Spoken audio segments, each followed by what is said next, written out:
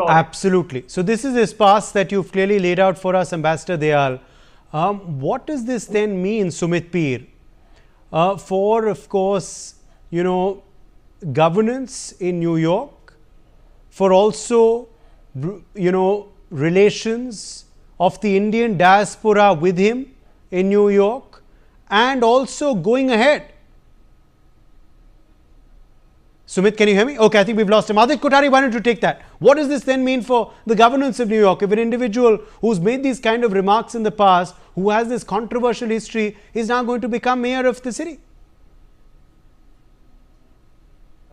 In summary, if we look at Zohran Mamdani, he can be termed as an opportunistic politician who is diffusing both socialism and Islamism as a blend that weaponizes free speech against free speech and licenses very regressive politics clubbed with social welfare.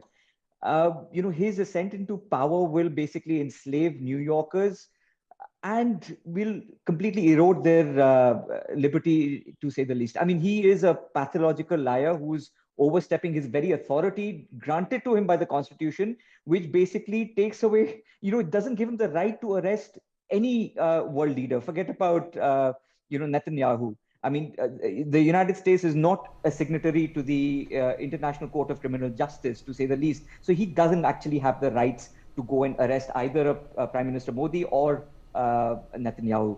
All of these things, he is basically pandering to the most vulnerable section of society, where he's clubbing both socialist politics, Freakonomics, and the Islamist agenda, which is basically pandering the Islamists in New York, which is a massive community which votes as a complete consolidated vote bank.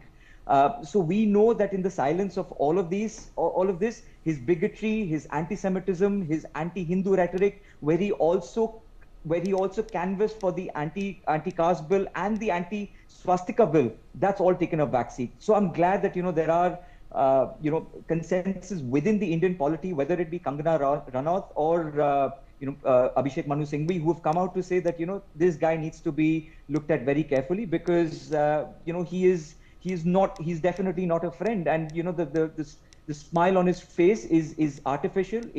It's basically toxic, and you need to call that out. Uday. For more such videos, subscribe to the NewsX YouTube channel, hit the bell icon.